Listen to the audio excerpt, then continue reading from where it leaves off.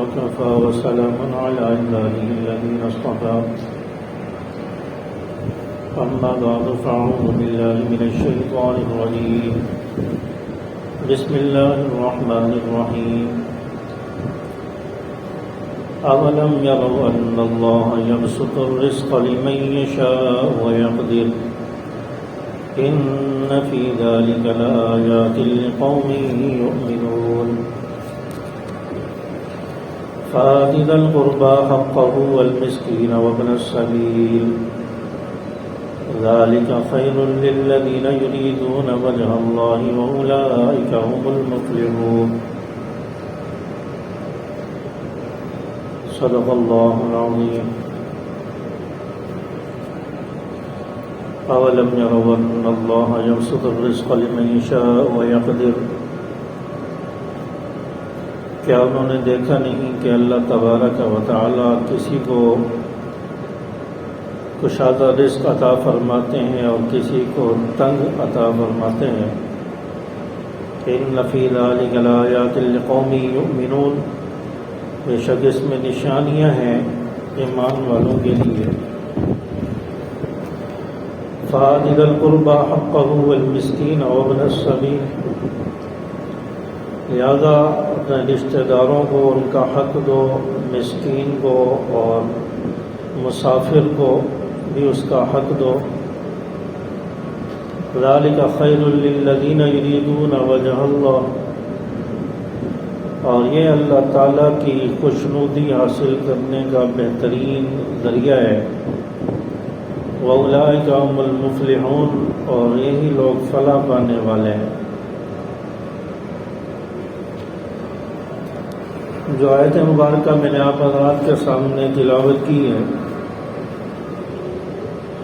اس میں ایک تو اللہ تبارک و تعالی نے انسان کی روزی کے متعلق بتا دیا،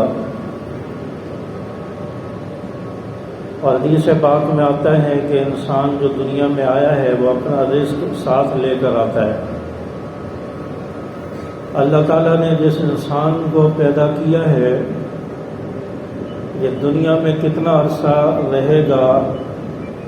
اس کو کتنا رزق ملے گا، کیا کیا ملے گا کیا نہیں ملے گا، سب اللہ تعالیٰ نے تقدیر میں لکھ دیا ہے۔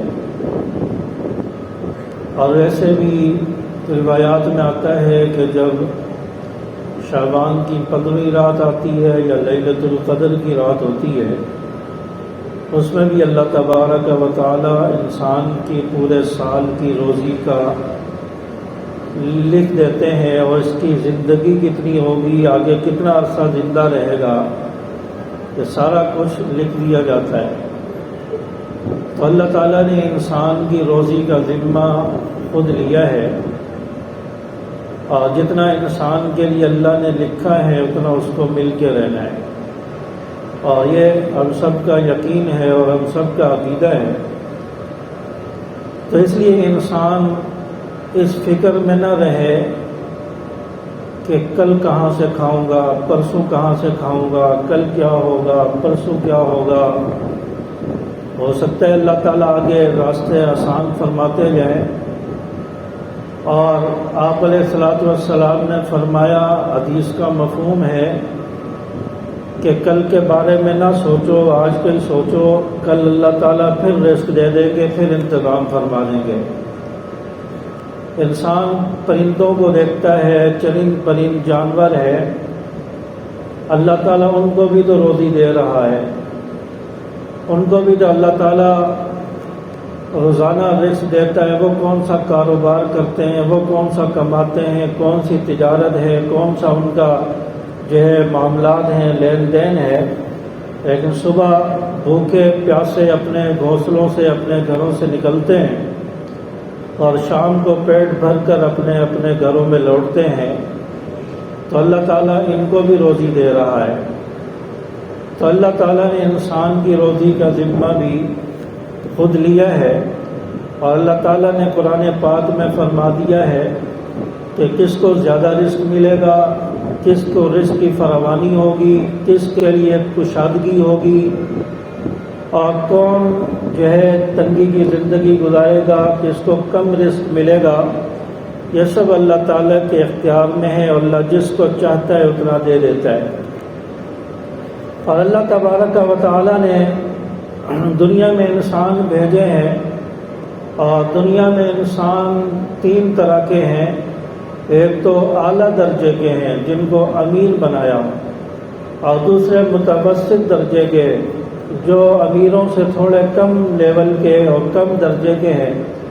اور پھر تیسرے وہ جو بالکل ادنا ہے، غریب ہے۔ تو اللہ تعالیٰ نے یہ تین قسم کے لوگ دنیا میں بھیجے، اور جو امیر ہیں ان کو اللہ تعالیٰ نے حکم دیا کہ وہ غریبوں پر اپنا مال خرچ کریں۔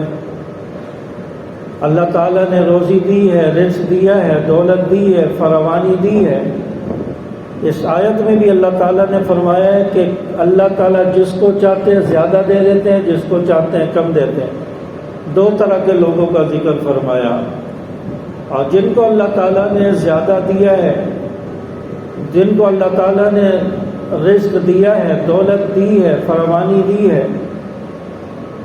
ان کے لیے یہ بھی اگلی آیت میں بتا دیا، فَآتِ ذَا الْقُرْبَىٰ حَقَّهُ وَالْمِسْكِينَ وَابْنَ السَّبِيلِ،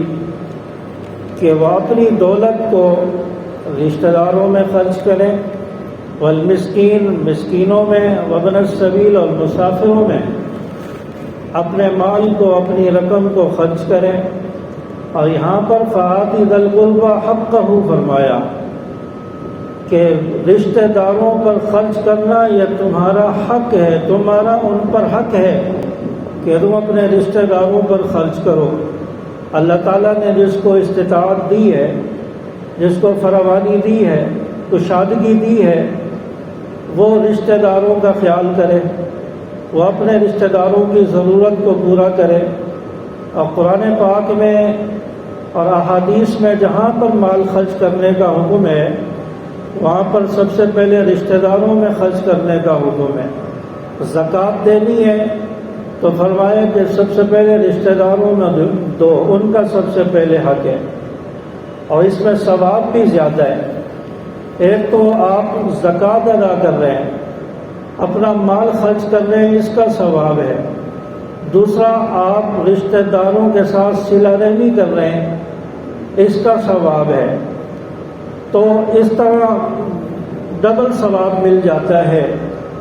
اور پھر رشتہ داروں کے حقوق بھی ادا ہو جاتے ہیں۔ اس کے بعد فرمایا کہ پھر دوسرے لوگوں کا حق ہے، پھر آپ کے جو دوست ہیں، آپ کے علاقے میں جو غریب لوگ ہیں، مسکین اور محتاج لوگ ہیں، پھر ان پر اپنا مال خرچ کیا جائے۔ تو اللہ تعالیٰ نے مال خرچ کرنے کے مصارف بتا دیے، اور فرمایا کہ مال خرچ کرتے وقت، مال دیتے وقت، کچھ دیتے وقت اس کو پوشیدگی سے دیا جائے، چھپا کر دیا جائے۔ یہاں تک روایات میں آتا ہے کہ ایسے دو بائیں ہاتھ کو بھی خبر نہ ہو۔ اور بعض لوگوں کی عادت ہوتی ہے کہ وہ دکھلا کر دیتے ہیں، لہرا کر دے رہے ہیں تاکہ اور لوگ بھی دیکھیں اور کہیں کہ بڑا سخی ہے اور بڑا مالدار ہے کہ یہ لوگوں کے ساتھ تعاون کر رہا ہے، لوگ بابا کہیں تو لوگ تو بابا کہہ دیں گے، لیکن اس کا ثواب نہیں ملے گا۔ اور پوشیدہ طریقے سے دینے کا اس لیے فرمایا کہ اس طرح اگر آپ دیں گے تو ایک تو سامنے والے کی عزت نفس مجروح نہیں ہوگی۔ اگر آپ لہرا کر دیں گے تو سامنے جو لینے والا اس کو شرم محسوس ہوگی کہ لوگ کیا کہیں گے، آر محسوس ہوگا، اس کو شرم آئے گی۔ اور اگر آپ پوشیدہ طریقے سے دیں گے، سائڈ میں جا کر یا سلام کیا تو ہاتھ میں آرام سے پکڑا دیے، اس طریقے سے راز میں کسی کے ساتھ مالی تعاون اگر انسان کر رہا ہے کہ اس کا اور اللہ کے معاملہ ہے، اب اس نے راز میں رکھا ہے، اللہ تعالیٰ کو تو پتہ ہے کہ یہ غریب کے ساتھ تعاون کر رہا ہے اور اللہ تعالیٰ دیکھ رہا ہے، تو اللہ تعالیٰ اس کو بدلہ عطا فرمائیں گے اور اس کا ثواب زیادہ ہوگا۔ اور اگر انسان ظاہر کر کے دے رہا ہے، اس میں ریاکاری بھی آ جاتی ہے اور اس میں ثواب بھی کم ہو جاتا ہے اور اللہ کے ہاں اس کا بدلہ نہیں ہوتا۔ اللہ کے ہاں ثواب نہیں ملتا۔ تو اس لیے آپ علیہ الصلوۃ والسلام نے ارشاد فرمایا، حضرت ابو ہریرہ رضی اللہ تعالیٰ عنہ کی روایت ہے کہ انسان جب صدقہ کرتا ہے اور اس نے ایک کھجور اللہ کے راستے میں صدقہ کیا، اللہ تعالیٰ اس کے ثواب کو بڑھاتے رہتے ہیں۔ جیسے کسی گھوڑے کے بچے کو انسان پالتا ہے اور پال کے وہ بڑا ہو جاتا ہے، اور اسی طرح اللہ تعالیٰ ایک کھجور اللہ کے راستے میں صدقہ کرنے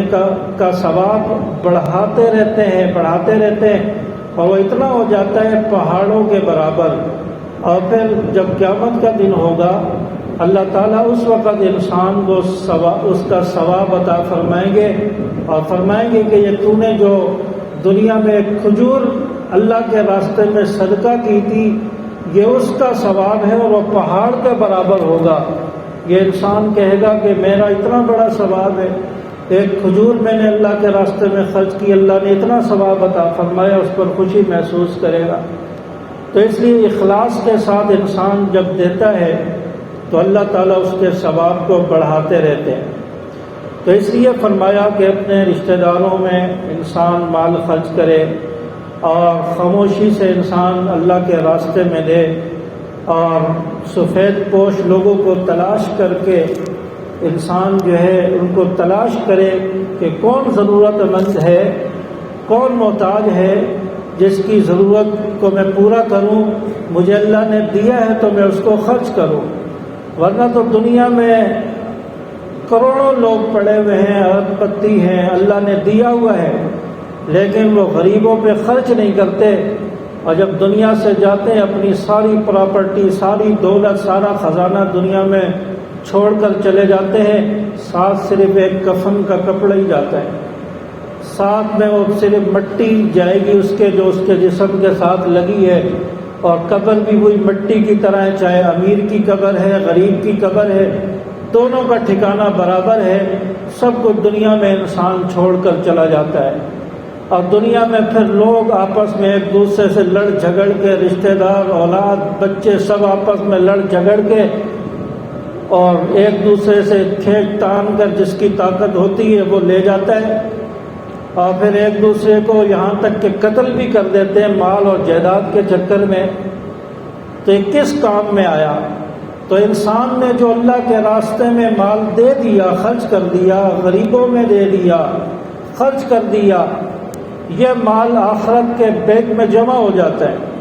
اللہ کے ہاں جو اکاؤنٹ بنا ہوا ہے انسان کا اس میں جمع ہو جاتا ہے،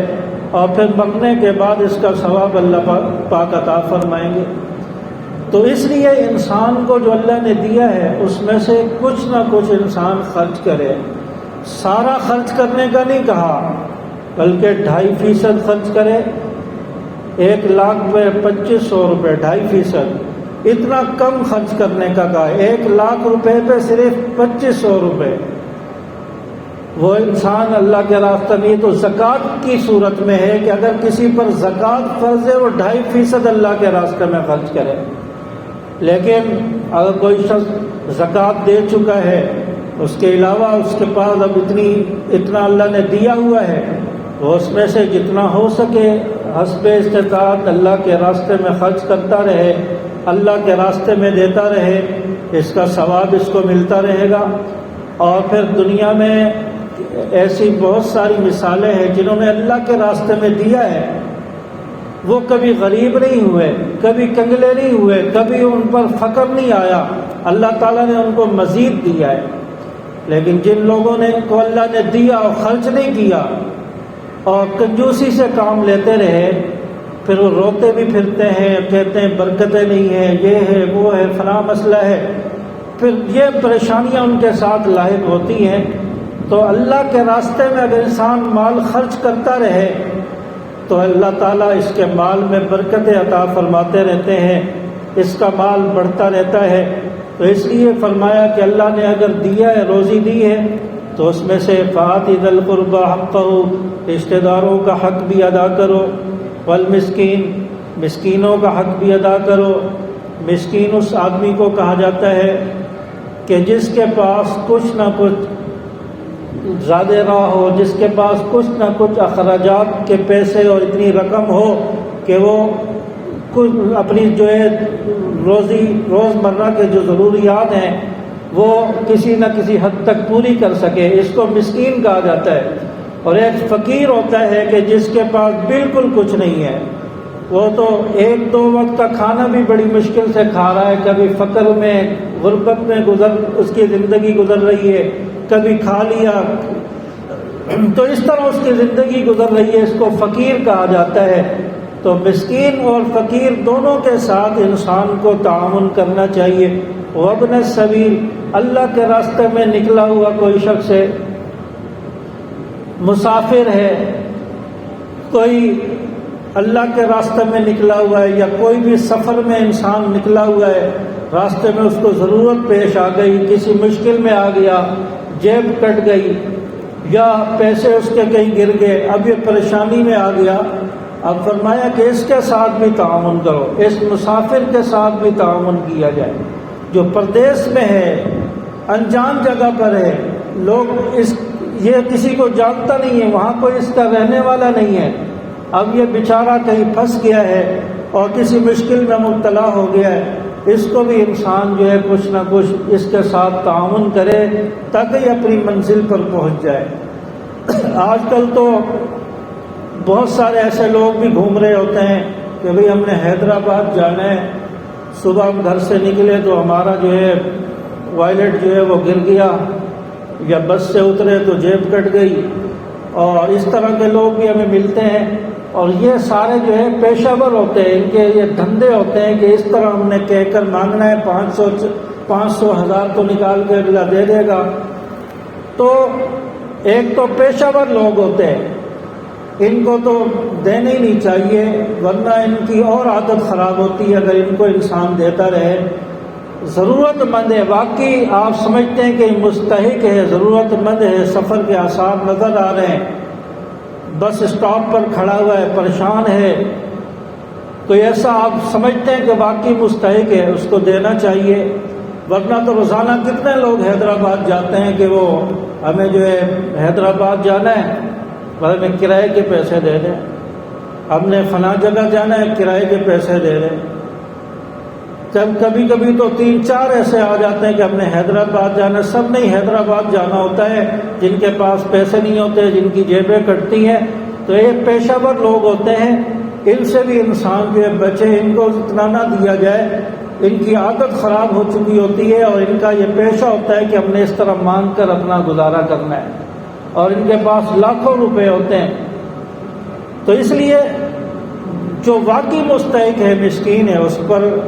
اپنا مال خرچ کریں، مسافر پر اپنا مال انسان خرچ کرے۔ ذالک خیر للذین یریدون وجہ اللہ، یہ اللہ کے ہاں بہتر ہے، اللہ کی خوشنودی حاصل کرنے کے لیے یہ بہترین ذریعہ ہے، بہترین طریقہ ہے۔ اولئک هم المفلحون، اور یہی لوگ کامیاب ہیں۔ آپ علیہ الصلوۃ والسلام کی زندگی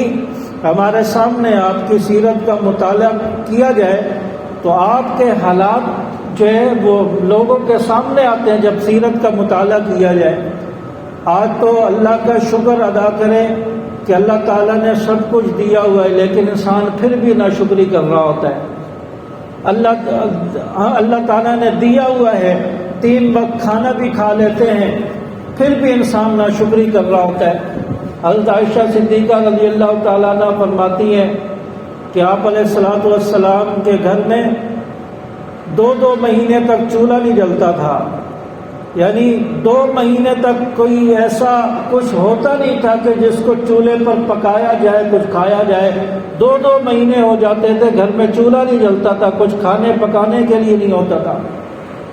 اور کبھی جو کھجوریں ہوتی تھی، اور وہ بھی اتنی سخت ہوتی تھی کہ جس آدمی کے دانت نہیں ہے وہ کھا نہیں سکتا تھا، اس طرح کی کھجوریں میسر ہوتی تھی، وہ بڑی مشکل سے کھا کر گزارا کیا جاتا تھا۔ آپ علیہ الصلوۃ والسلام نے اپنے پیٹ پر پتھر باندھ کر گزارا کیا ہے۔ پیٹ پر پتھر بندھیں گے، پیٹ پر وزن ہوگا تو تھوڑا افاقہ محسوس ہوگا، طبیعت میں افاقہ محسوس ہوگا، اپنے پیٹ پر پتھر باندھ کر گزارا کیا ہے۔ آپ علیہ الصلوۃ والسلام کی زندگی اس طرح گزری ہے، وقت کے نبی ہیں، تمام انبیاء کے سردار ہیں، تمام کائنات میں سب سے اونچا مقام ہے، اور تمام انبیاء کے سردار ہیں، خاتم الانبیاء ہیں، اور گھر کی یہ حالت ہے کہ گھر میں کھانے کو کچھ نہیں ہے، اور آپ علیہ الصلوۃ والسلام کے پاس کوئی بھی آتا تھا، سائل آتا تھا، آپ اس کو کچھ نہ کچھ دے دیا کرتے تھے، گھر میں کھجور ہوتی تھی وہ بھی دے دیا کرتے تھے، اپنے پاس بچا کے کچھ نہیں رکھتے تھے۔ ایک مرتبہ آپ علیہ الصلوۃ والسلام کے پاس صدقے کی کچھ کھجوریں آ گئی، آپ علیہ الصلوۃ والسلام نے رات ہونے سے پہلے کافی کھجوریں تقسیم کر دی، اور رات ہو گئی، 2-3 کھجوریں بچ گئی، آپ علیہ الصلوۃ والسلام نے اپنے تکیے کے نیچے رکھ لی۔ رات بھر آپ علیہ الصلوۃ والسلام بے چین رہے، رات بھر آپ کو نیند نہیں آئی۔ آپ کی زوجہ محترمہ پوچھتی ہیں کہ یا رسول اللہ کیا بات ہے، آپ پریشان لگ رہے ہیں، بے چین لگ رہے ہیں، آپ کو نیند نہیں آ رہی؟ فرماتے ہیں کہ میرے تکیے کے نیچے کھجوریں رکھی ہیں صدقے کی، یہ مستحقین تک نہیں پہنچی، اس وجہ سے میں پریشان ہوں، مجھے نیند نہیں آ رہی ہے، مجھے سونے نہیں دے رہے۔ آپ علیہ الصلوۃ والسلام اتنا لوگوں میں خرچ کیا کرتے تھے، اور جو کچھ آتا تھا اس کو خرچ کر دیا کرتے تھے۔ اسی طرح آپ علیہ الصلوۃ والسلام کے جو خاندان کے لوگ ہیں، آپ کی جو بیٹی ہیں، اہل بیت میں سے جو لوگ ہیں وہ بھی اس طرح اپنا مال خرچ کیا کرتے تھے۔ حضرت فاطمہ رضی اللہ تعالیٰ عنہ کے گھر سے کوئی سائل خالی ہاتھ نہیں جاتا تھا، کبھی بھی ایسا نہیں ہوا کہ کوئی سائل خالی ہاتھ چلا گیا ہو۔ ایک مرتبہ کافی دنوں کے بعد ایک روٹی پکائی کہ اس کو کھائیں گے، اپنی بھوک مٹاتے ہیں، دروازے پر سائل نے دستک دے دی، وہی روٹی اٹھا کر اس کو دے دی، خود وہی بھوکی بیٹھی ہیں۔ گھر میں ایک سائل آیا کہ اللہ کے نام پر کچھ دے دو، نہ کھجور ہے نہ کچھ ہے، کھانے کے لیے کچھ نہیں، گھر میں خود بھی فاقہ ہے، کافی دن ہو گئے خود کچھ نہیں کھایا۔ اس فقیر کو کہا کہ یہ میری چادر لے جاؤ، یہ یہودی ہے شمون، اس کو جا کر دے دو، اس کے پاس رہن رکھوا دو، وہ تاجر ہے بہت بڑا، اس کو کہو کہ یہ حضرت فاطمہ کی چادر ہے، اپنے پاس رہن رکھ لو، اور مجھے اس کے بدلے میں مجھے ضرورت کی جو چیزیں ہیں، جو اشیاء ہیں، وہ مجھے دے دو۔ چاچا وہ شمعون جو یہودی تھا، اس نے جب یہ سنا کہ حضرت فاطمہ کی چادر ہے، نبی کی بیٹی کی چادر ہے، اس کی آنکھوں سے آنسو نکل آئے۔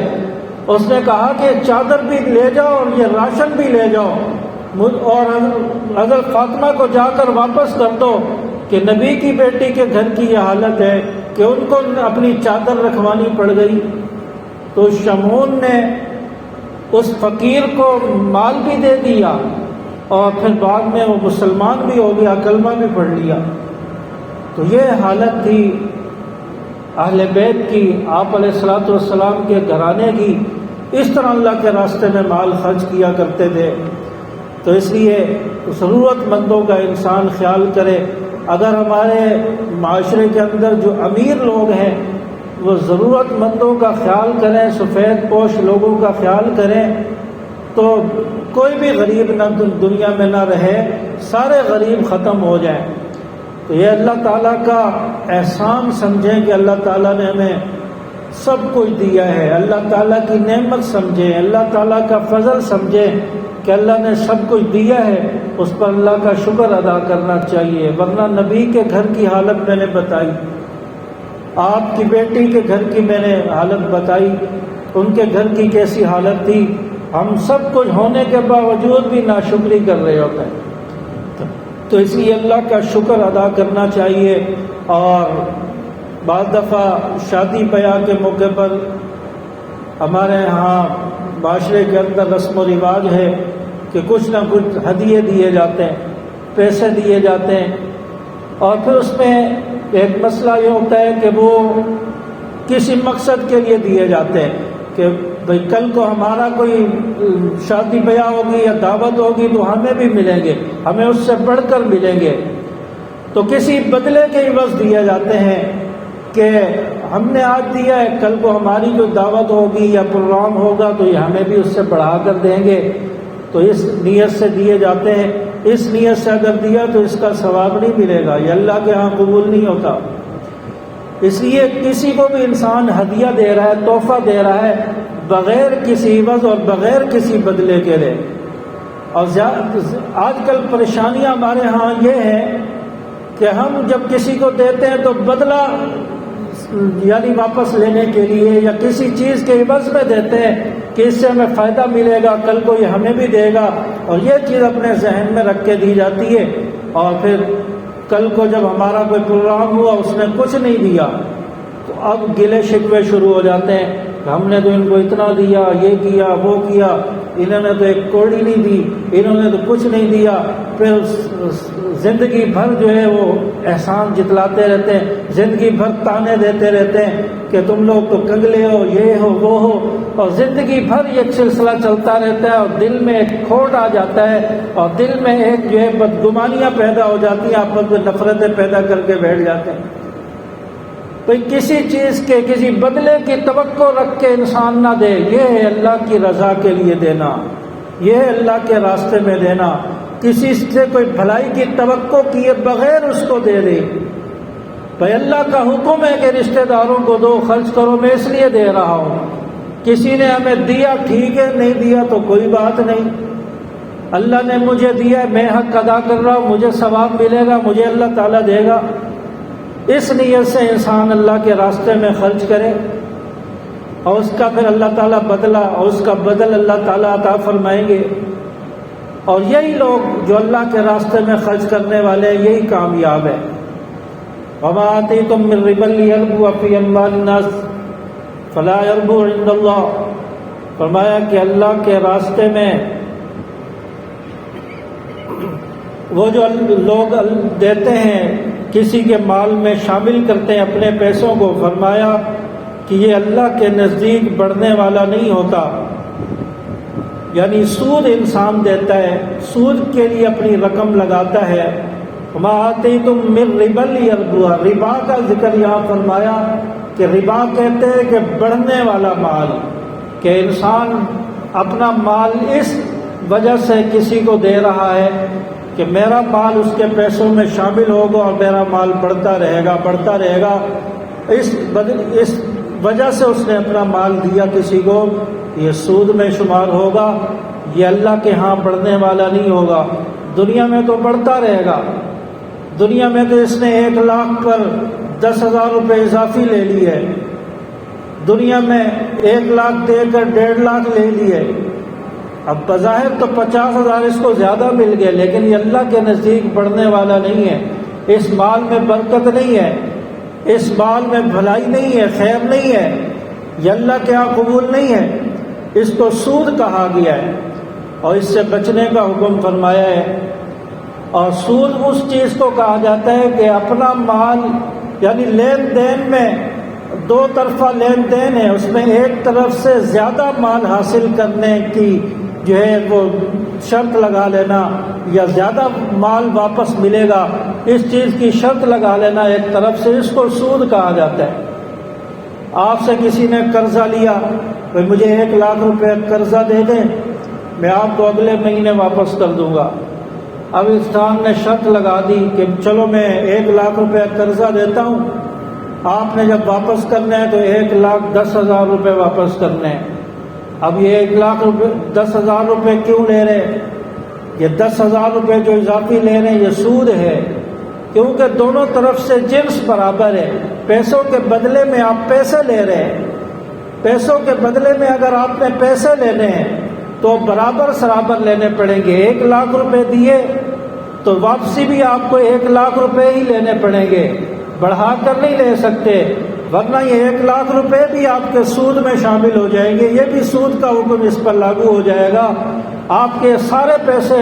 اس 10,000 کی وجہ سے سود میں شمار ہو جائیں گے۔ اس لیے فرمایا کسی کو پیسے دیے 1 لاکھ روپے کے بدلے میں 1 لاکھ روپے ہی آپ نے لینے، بڑھا کر لیے تو یہ سود ہو جائے گا۔ ہاں اگر جنس دونوں طرف سے ایک نہیں ہے آپ نے 1 لاکھ روپے دیے اور اس سے کہا کہ یہ گاڑی ہے، یہ گاڑی مجھے آپ نے دینی ہے اور یہ 1 لاکھ روپے کی ہے، ٹھیک ہے، آپ نے 1 لاکھ روپے کی بات ہو گئی اور اس نے کہا کہ چلو گاڑی آپ لے رہے ہو، میرا تو پروفٹ ہونا چاہیے، 10,000 روپے میرا بھی پروفٹ ہونا چاہیے، آپ 1,00,000 روپے کی گاڑی لے رہے ہو، 10,000 تو میرا حق بنتا ہے، آپ خوشی سے اس کو 10,000 روپے دے دیں۔ اب وہ گاڑی 1 لاکھ روپے کی تھی، آپ نے 1,10,000 روپے لے کر جو ہے دے کر اس سے لی ہے، اب یہ جائز ہے، کیونکہ آپ نے پیسوں کے بدلے میں پیسے نہیں لیے، پیسوں کے بدلے میں آپ نے گاڑی لی ہے، جنس ایک نہیں ہے۔ اب اس طرح اگر جنس ایک نہ ہو تو بڑھا کر آپ لے سکتے ہیں، آپ اپنا معاوضہ اپنا پروفٹ لے سکتے ہیں، وہ جائز ہے۔ اسی طرح کسی نے پارٹنرشپ کی اور کہا کہ آپ میری طرف سے بھی 1 لاکھ روپے اپنے کاروبار میں لگا دیں اور آپ جو ہے ماہانہ مجھے 10,000 روپے دیں گے۔ اب یہ جو متعین کر لیے کہ آپ ماہانہ مجھے 10,000 روپے دیں گے، نفع نقصان کچھ بھی ہوتا رہے مجھے اس سے کوئی غرض نہیں ہے، آپ نے 10,000 روپے مجھے ہر مہینے دینے، اب یہ سود ہوگا کیونکہ آپ نے متعین کر لیا۔ کاروبار تو وہ ہوتا ہے جس میں نفع نقصان نکال کر اس کے بعد جو پروفٹ آتا ہے وہ دونوں آدمی دونوں پارٹنر آپس میں تقسیم کریں، وہ 10,000 ہو، 12 ہو، 8 ہو، 7 ہو، جتنا پروفٹ آ جائے جتنا بچ جائے وہ آدھا آدھا کر لیں، نفع نقصان کرایہ سب کچھ نکال کے۔ اگر آپ نے متعین کر دیا کہ نفع نقصان آپ کے ذمے، مجھے بس 10,000 روپے چاہیے ہر مہینے، یہ سود ہو جائے گا، اس کی اجازت نہیں ہے، یہ جائز نہیں ہے۔ اس لیے فرمایا کہ کسی اپنا مال کسی کو اس غرض سے دینا کہ وہ بڑھتا رہے گا، بڑھا کے مجھے واپس کرے گا، فرمایا کہ یہ مال اللہ کے ہاں جو ہے نہیں بڑھتا، اللہ کے ہاں یہ مال برکت والا نہیں ہوتا، قابل قبول نہیں ہوتا۔ اور جو مال زکوٰۃ کے طور پر دیا جائے، وما آتیتم من زکاۃ تریدون وجہ اللہ فاولئک هم المضعفون، اور جو زکوٰۃ کے طور پر دیا جائے یہ مال اللہ کے ہاں بڑھتا رہتا ہے، اس مال میں برکتیں ہوتی ہیں، اور جو پیچھے مال انسان کا بچ جاتا ہے اللہ تعالیٰ اس میں بھی برکتیں پیدا فرما دیتے ہیں۔ یہ زکوٰۃ والا مال بڑھنے والا ہوتا ہے۔ اللہ الذی خلقکم ثم رزقکم ثم یمیتکم، اللہ وہ ذات ہے کہ جس نے تم کو پیدا کیا، ثم رزقکم پھر تمہیں رزق دیا، ثم یمیتکم پھر تمہیں موت دے گا، ثم یحییکم پھر زندہ کرے گا۔ هل من شرکائکم من یفعل من ذلکم من شیء، کیا تمہارے جو شرکاء ہیں جن کو تم نے اللہ کے ساتھ شریک ٹھہرایا ہوا ہے وہ یہ سارا کام کر سکتے ہیں؟ تمہیں رزق دے سکتے ہیں، پیدا کر سکتے ہیں، تمہیں مار سکتے ہیں، زندہ کر سکتے ہیں؟ یقیناً وہ مشرک جو معبود ہیں جن کو انہوں نے اللہ کا شریک بنایا وہ یہ کچھ بھی نہیں کر سکتے۔ سبحانہ و تعالی عما یشرکون، اللہ کی ذات شرک سے پاک ہے، برتر ہے، اللہ تعالیٰ کے ساتھ کوئی اس کا کوئی شریک نہیں ہے، اللہ کی ذات یکتا ہے، واحد ہے، تنہا ہے۔ اس لیے اللہ کو انسان وحدہ لا شریک مانے، اللہ کو روزی دینے والا مانے، اللہ کو مختار کل مانے، زندگی اور موت کا مالک مانے۔ اللہ تبارک و تعالیٰ میں سمجھ عمل کی توفیق عطا